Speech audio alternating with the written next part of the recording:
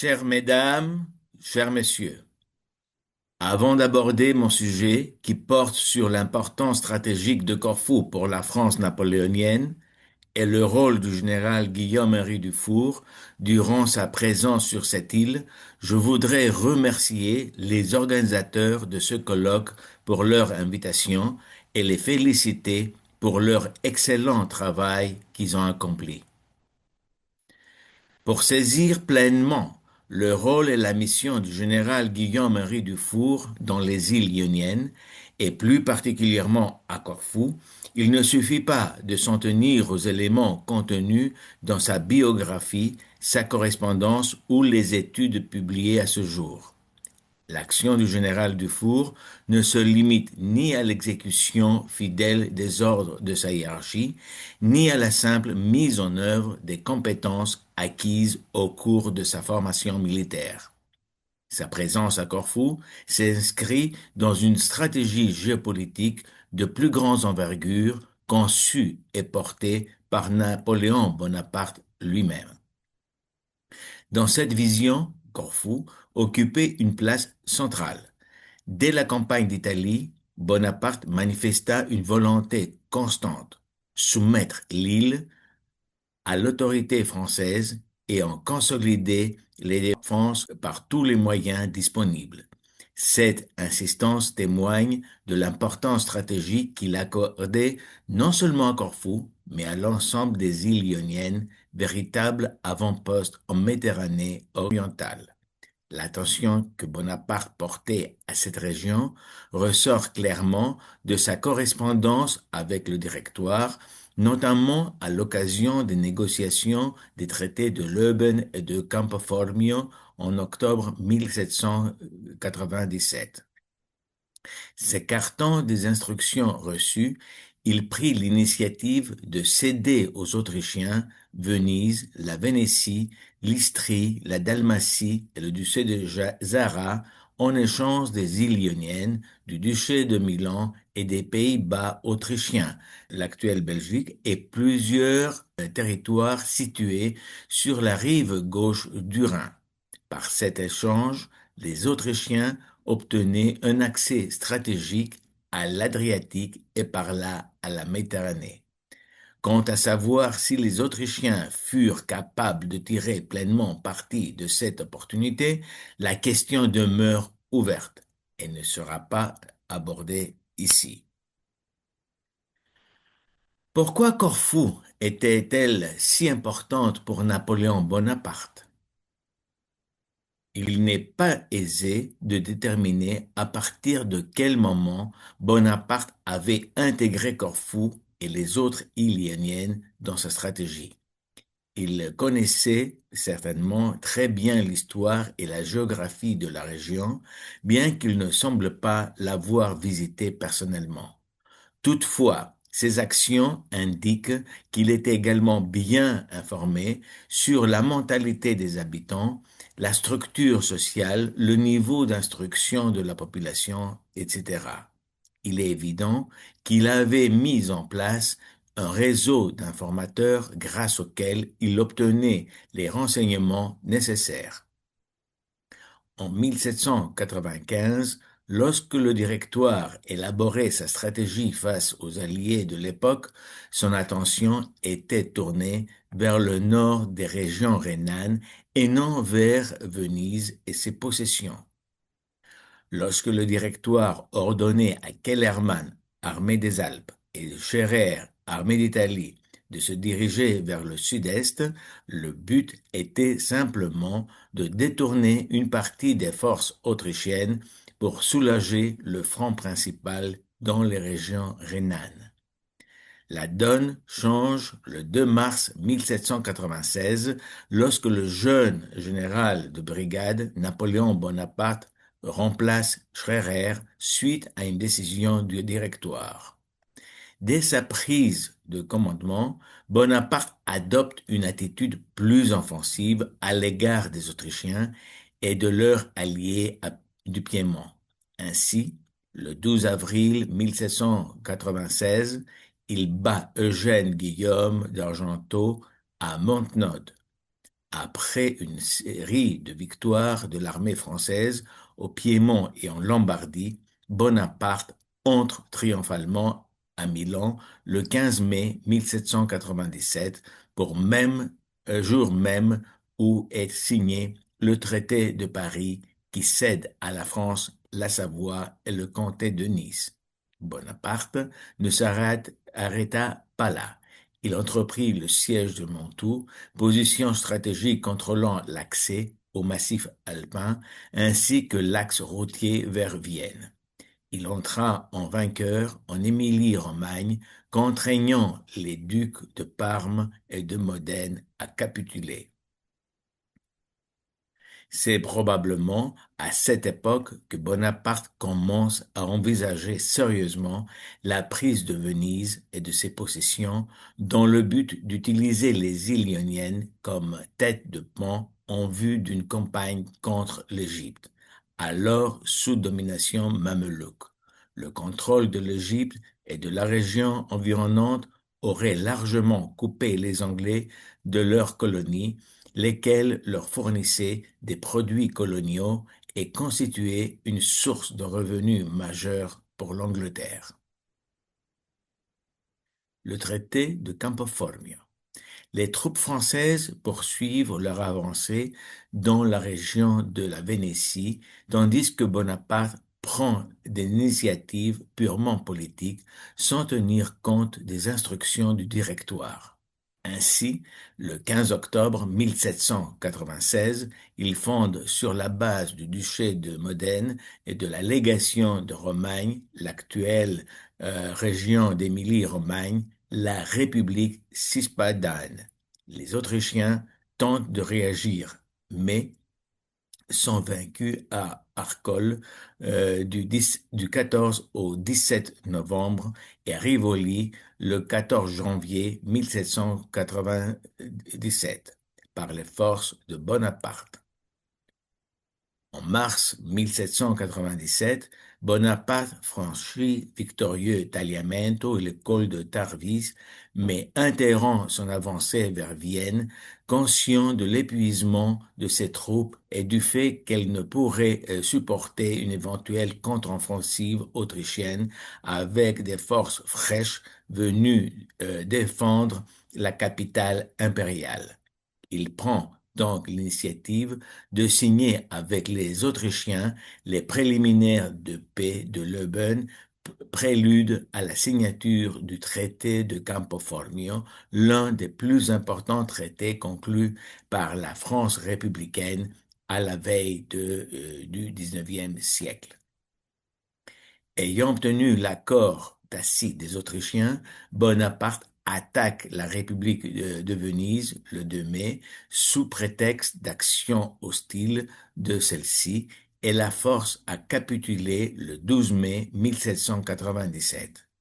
Le 17 octobre, la République française et l'empereur des Romains, roi de Hongrie et de Bohême, signent à Campo Formio le traité éponyme par lequel la France obtient les îles Ioniennes, les provinces belges des Pays-Bas autrichiens, une partie des territoires allemands situés sur la rive gauche du Rhin, ainsi que la libre navigation sur le Rhin, la Moselle et la Meuse.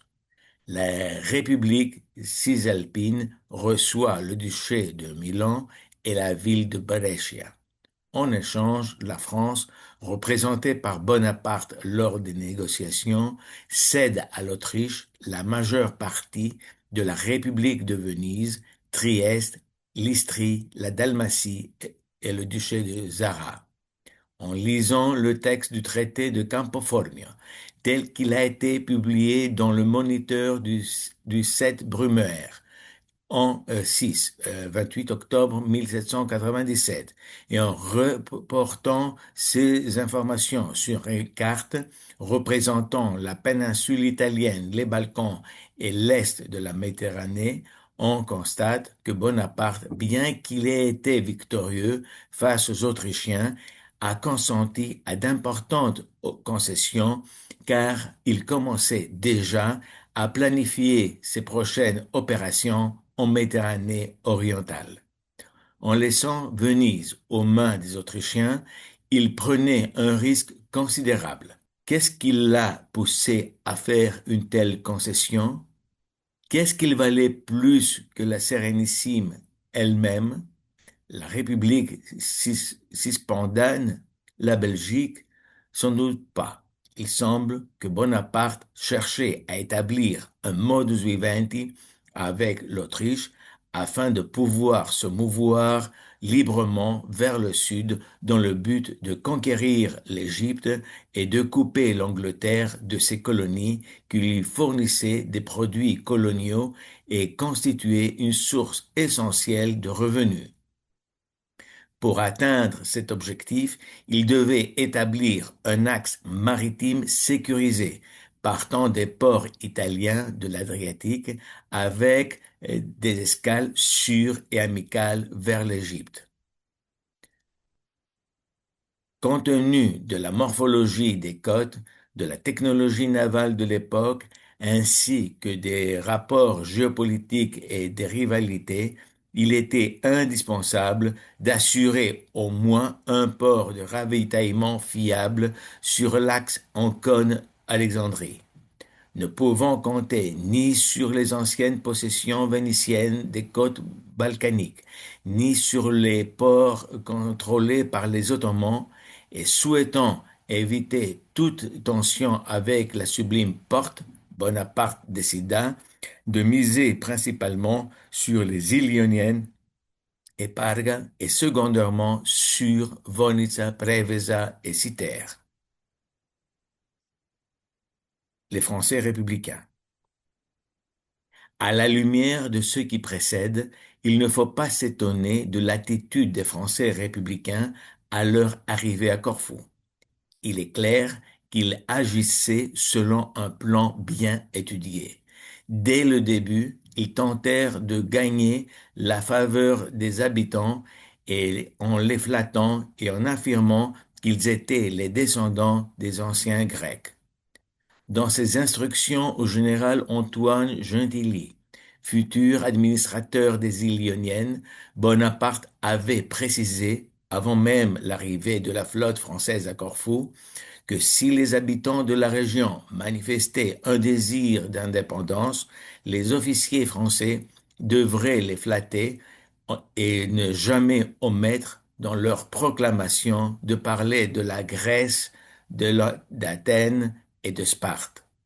Comme le souligne Jacques Bayens, ancien ambassadeur de France à Athènes, ces instructions marquèrent le point de départ d'une politique plus large visant à la renaissance de l'hellénisme. Et comme nous l'avons déjà évoqué, par leur attitude, les Français contribuèrent à réveiller le sentiment patriotique des Grecs. Cette politique ne se limita pas à de simples références aux liens entre les habitants et les Grecs de l'Antiquité.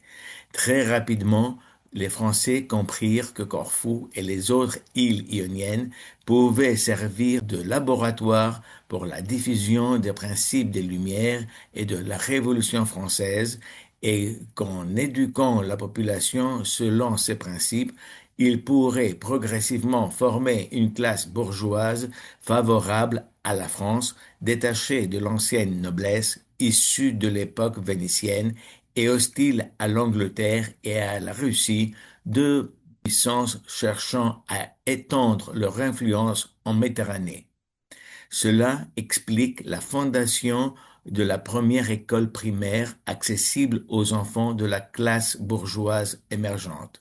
Parallèlement, ils créèrent la première bibliothèque publique et installèrent dans la ville de Corfou la première imprimerie, qui fut utilisée pour les besoins de l'administration française, mais aussi pour l'édition de documents destinés à l'élévation intellectuelle des habitants.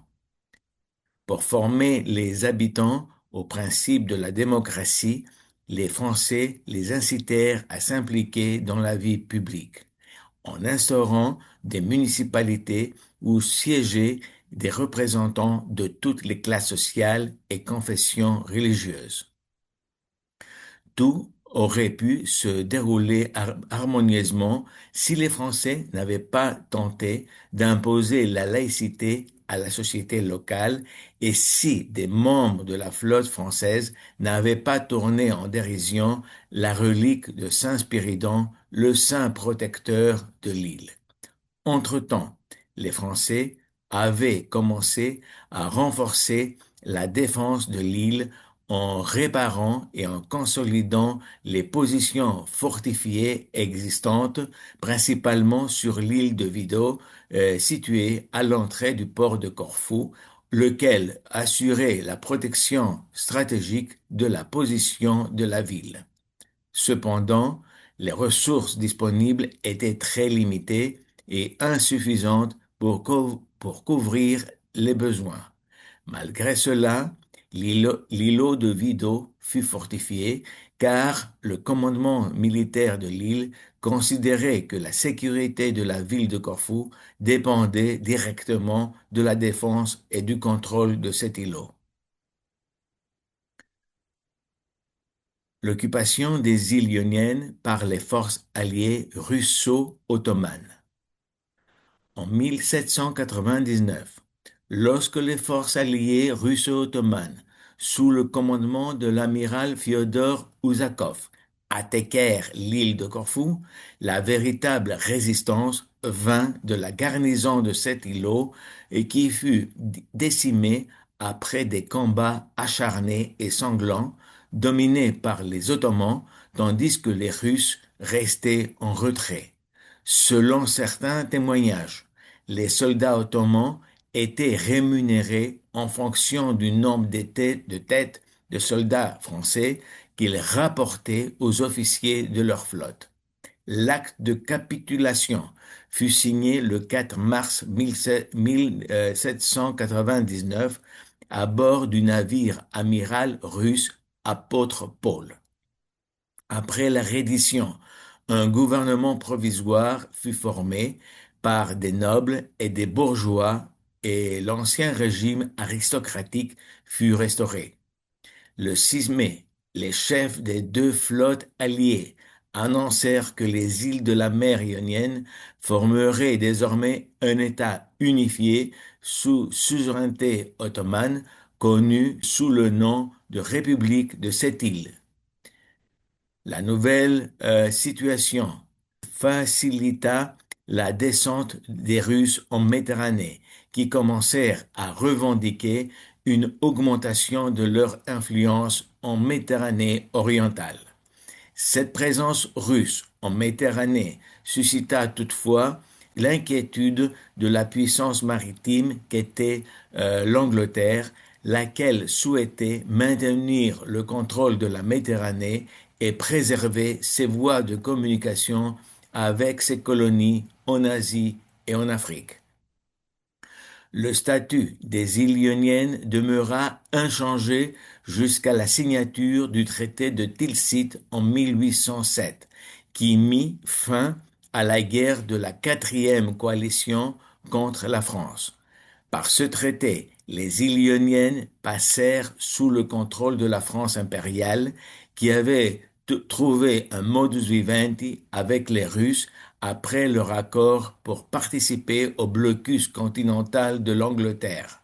Ainsi, Napoléon autorisa le tsar à occuper la Finlande, alors possession de la Suède, et dans le même temps, la question d'un éventuel partage de territoire ottoman entre la France et la Russie fut posée.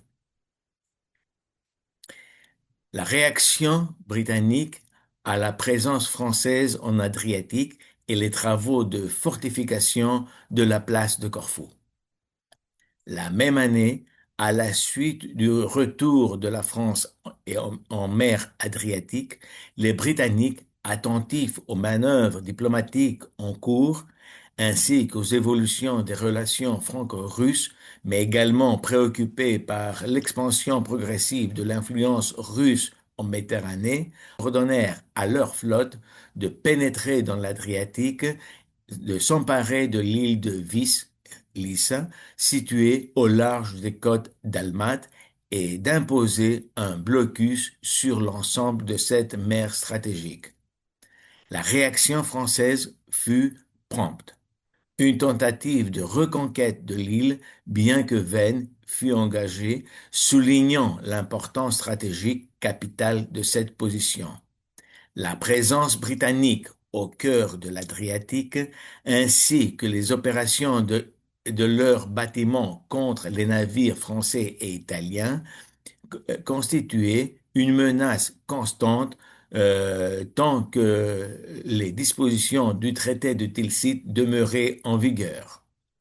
La gestion de cette menace fut confiée en 1807 au général César Berthier, puis en 1808 au général François-Xavier Donzelot. C'est dans ce contexte qu'une mission d'urgence fut décidée.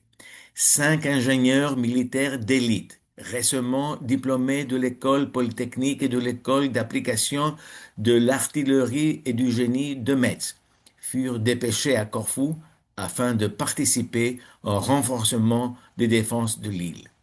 Parmi eux figurait Guillaume-Henri Dufour.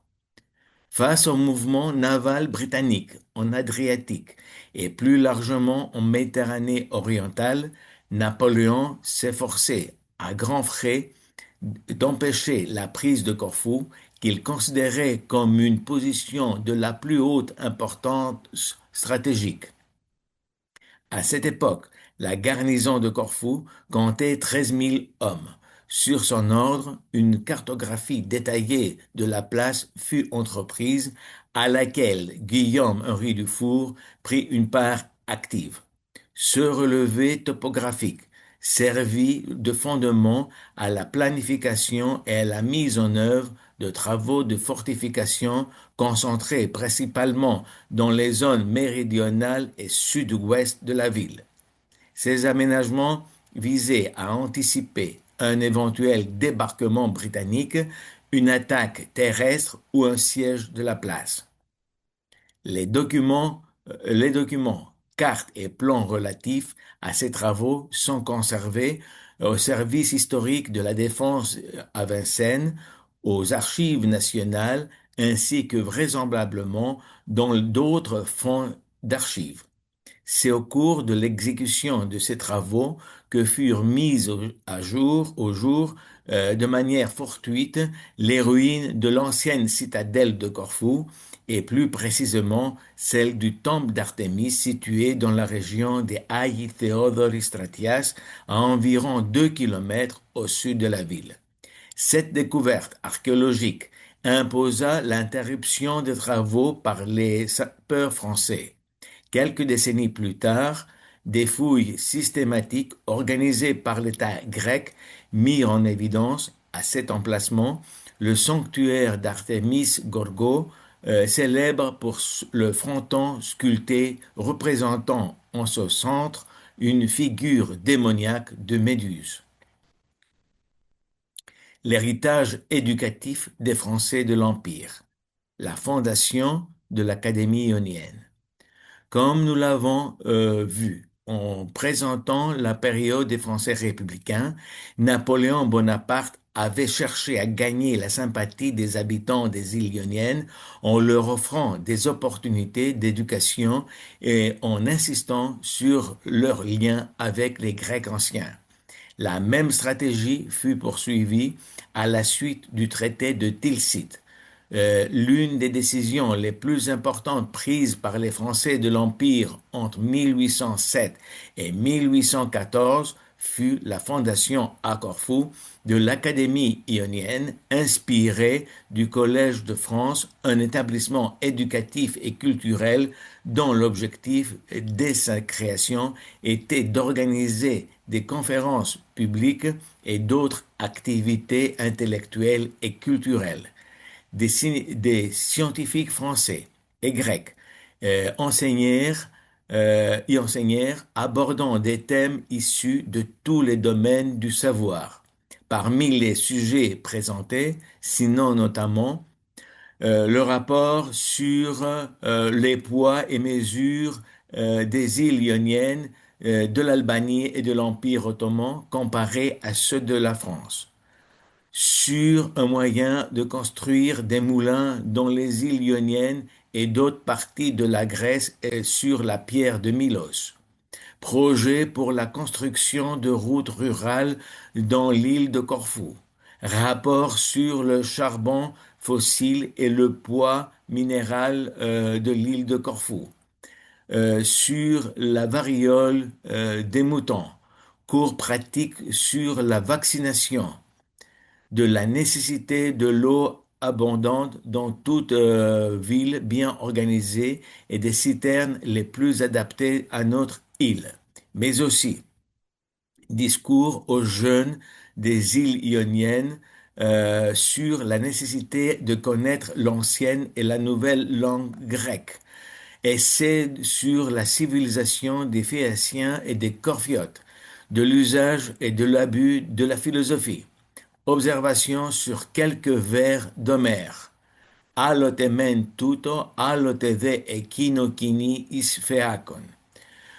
Comme on peut le constater, la lecture des titres de ces conférences, des personnalités éminentes du monde scientifique enseignèrent à l'Académie ionienne, parmi lesquelles Charles Dupin, diplômé de l'École polytechnique, qui fut élu plus tard président de l'Académie des sciences, et son condisciple, le colonel Antoine-Marie Ogoya, également diplômé de l'École polytechnique. L'objectif éducatif de l'administration française à travers l'Académie ionienne. À la lumière des conférences organisées au sein de l'Académie ionienne, il apparaît clairement que l'administration française poursuivait un objectif éducatif affirmé: instruire la population corfiote et éveiller sa conscience nationale grecque en s'appuyant sur l'Académie ionienne comme vecteur principal de cette mission. Mais une question légitime se pose. Pourquoi le régime impérial français a-t-il poursuivi, voire renforcé, la politique éducative engagée précédemment par les Français républicains? Quelles motivations ont conduit les autorités napoléoniennes à maintenir une ligne idéologique similaire en matière d'éducation et de formation civique dans un contexte pourtant marqué par des mutations politiques profondes? Pour y répondre, il convient de replacer cette continuité dans le cadre plus large de la conjoncture géopolitique de l'époque.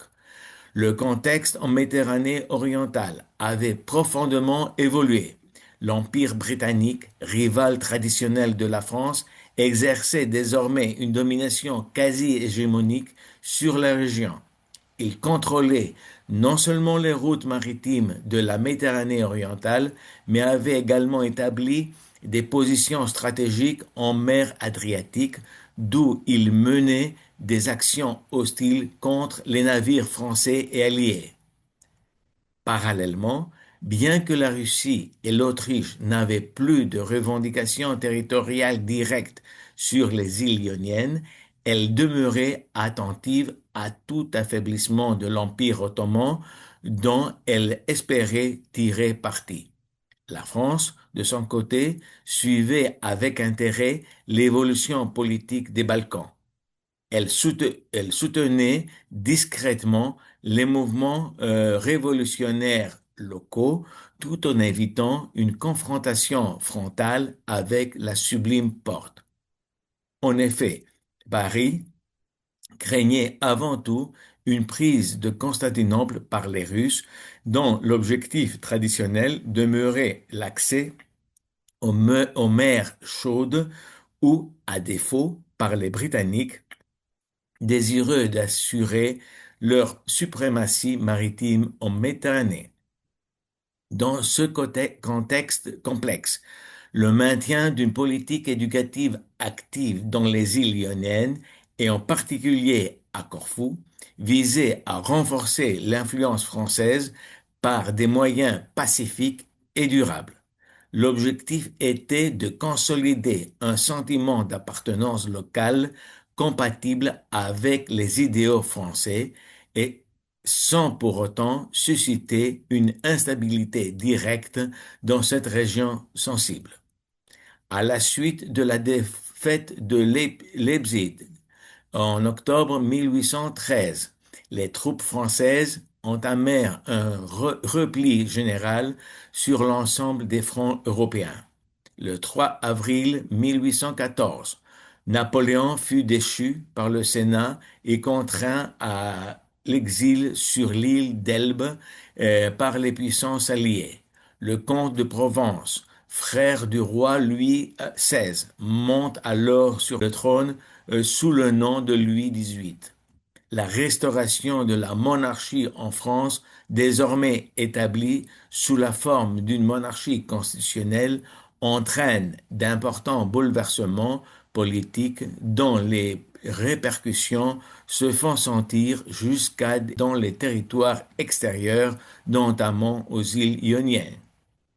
La garnison française, stationnée à Corfou, traversa dès lors une période d'incertitude et de tension.